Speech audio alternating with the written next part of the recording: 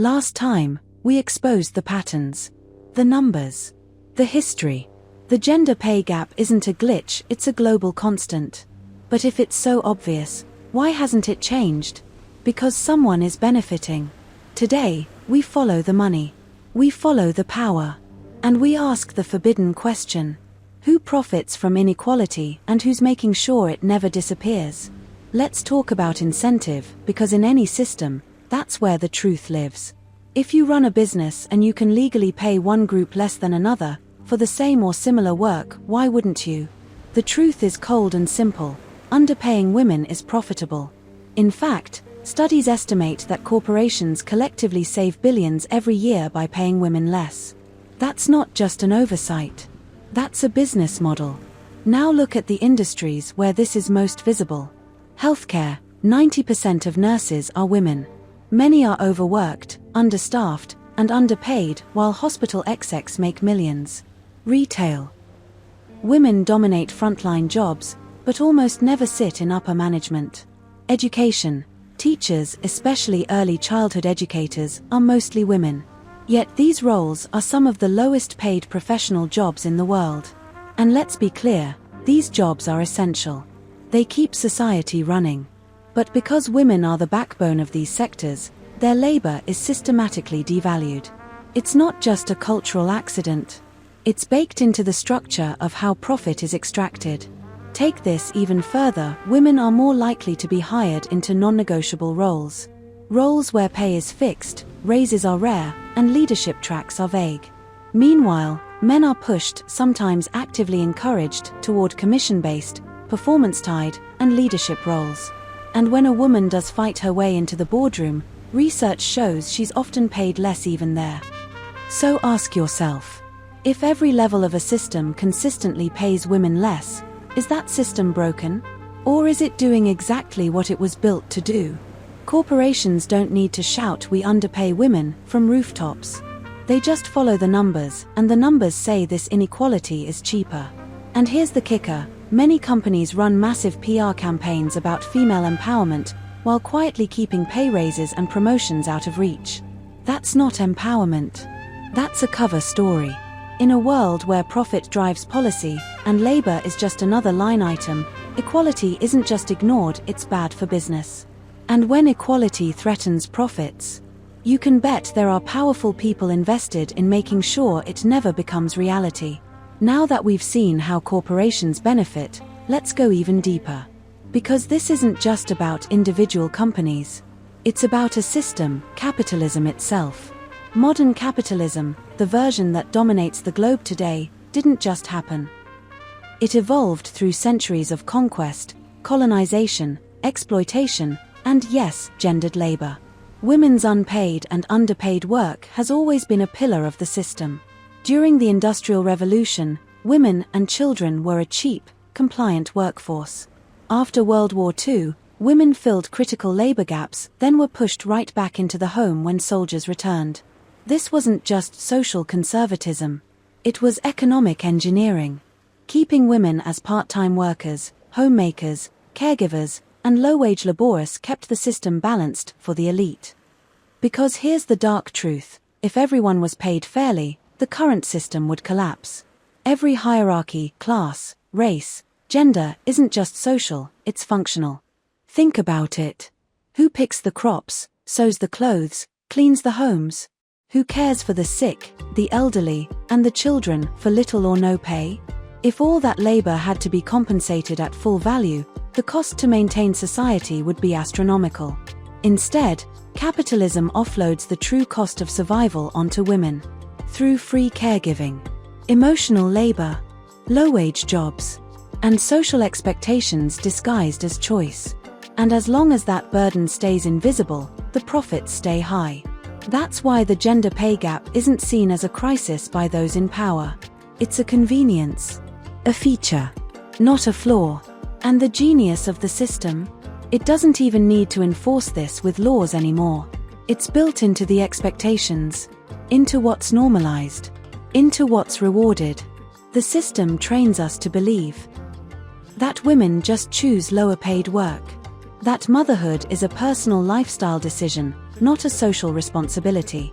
That pay inequality is unfortunate, but too complicated to fix. These aren't truths. They're narratives. And those narratives protect the system.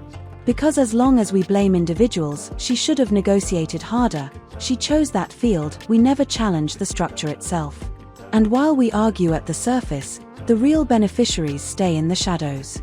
They've known for centuries that inequality is the engine. The only question is, when will we finally put our foot on the brakes? So far, we've seen how the corporate world profits from inequality, and how the system itself is built on it. But systems don't maintain themselves. They need protectors. That's where politics comes in. Governments love to talk about gender equality. Every election cycle, you'll hear the promises. Equal pay for equal work. Support for working mothers. Closing the wage gap. But year after year, decade after decade, nothing really changes. Why? Because the people making the laws benefit from the imbalance. Take a closer look. In most countries, women are still underrepresented in parliament and leadership roles. Many countries don't guarantee paid maternity leave, and even fewer offer paid paternity leave. Public childcare is either underfunded, unaffordable, or non-existent. These aren't minor oversights. They are policy choices, and those choices send a clear message. You're on your own. And that's by design. Because if the state refuses to support caregiving, that labor gets pushed back onto women. That means fewer hours in paid work, less advancement, lower lifetime earnings. And while men benefit from things like the fatherhood bonus, where they're seen as more stable or reliable employees after having kids, mothers are often penalized, seen as distracted, unavailable, or a risk. Yet politicians rarely legislate against that bias. They don't tax corporations for gender-based wage theft. They don't fund the services that would equalize the playing field. And let's not forget campaign money. Corporations fund political candidates. And what do those donors want? Profits. Low labor costs. Minimal interference. So why would a politician bite the hand that feeds them? They might tweet about equality. They might stage a photo op on International Women's Day. But behind closed doors, they maintain the gridlock. Because equality, true, structural, economic equality, would require massive redistribution. And redistribution threatens the top. The same top that controls media. That funds think tanks. That shapes acceptable political discourse.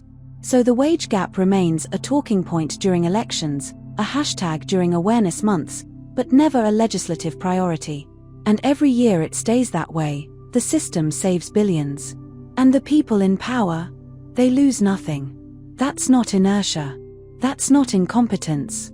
That's protection of the status quo. And the longer we pretend the system is neutral, the harder it is to realize. It was never meant to work for everyone. Beyond laws and paychecks, there's a powerful, often invisible force shaping how we think about work, gender, and value, culture.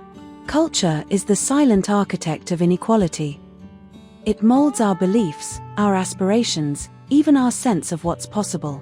Media, TV shows, movies, advertising, social media are the daily scripts that tell us what roles women should play. From childhood, girls see stories where their futures revolve around caregiving, appearance, and support roles rather than leadership or innovation. Meanwhile, men are shown as the breadwinners, the decision-makers, the heroes who bring home the bacon. These narratives aren't accidental. They're repeated patterns designed to reinforce the status quo. Advertisements selling everything from cars to cleaning products use gender stereotypes that subtly suggest women's work is less valuable or less worthy of high pay. Even workplace training videos and corporate culture pieces often unconsciously uphold these biases, showing women in assistant roles, men as managers. Social media algorithms compound the problem by feeding us content that confirms our existing beliefs, making it harder to challenge these outdated norms. And it's not just external media. Families, schools, and peer groups echo these messages, encouraging girls to be nice, be accommodating, and to avoid rocking the boat. These cultural scripts shape career choices, negotiation behaviors, and self-worth. When a woman doubts her value or expects less, she's less likely to push for higher pay, better roles, or leadership opportunities. And that's exactly what the system depends on. Because the culture of undervaluing women's work keeps the wage gap wide, not by force, but by consent manufactured through decades of storytelling, social conditioning, and normalized expectations. It's a soft power that shapes the battlefield before the first negotiation even begins. So, while politicians make speeches and corporations run glossy ads about diversity and inclusion, the deeper work of dismantling these cultural norms remains untouched because it's uncomfortable, complex, and threatens the comfortable structures of power. This cultural control is the final piece of the puzzle, the quiet force that keeps the wage gap not just alive, but normalized, invisible, and unquestioned by many. And if we want real change, we have to rewrite these stories. Because without changing the way we see ourselves and each other, no amount of policy or corporate reform will close the gap for good. So, who really wins from this system? It's not the millions of women working tirelessly for less pay, juggling careers and caregiving, struggling to break glass ceilings. It's not their families, communities, or even the broader economy, which suffers when half the population isn't fully valued or compensated. The winners are the powerful few at the top, the CEOs, the shareholders, the political donors, those who profit enormously by keeping inequality intact. They benefit from cheap labor, suppressed wages, and social structures that maintain division and distraction. Inequality isn't an unfortunate side effect. It's a strategic advantage, a built-in mechanism that ensures wealth flows upward, power remains concentrated, and change moves at a glacial pace. But the truth is spreading. More people are waking up to the fact that the wage gap isn't just about numbers or choices, it's about who holds the levers of power and why they don't want to share. This knowledge is the first step toward real change. Toward demanding accountability, rewriting policies, and dismantling the cultural narratives that keep us divided. The question now is, will we settle for surface-level fixes and empty promises? Or will we push for a future where equal pay isn't a goal, but a reality? Because the only thing standing between us and true equality is the will to fight for it. And that fight starts with understanding who wins when inequality stays the same and who loses when it does. If you made it to the end of this two-part investigation, thank you. Not everyone wants to confront uncomfortable truths.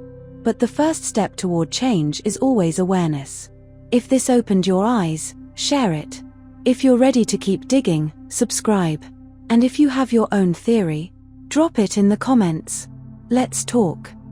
Until next time, question everything. Because some truths are only hidden because they're too profitable to be seen.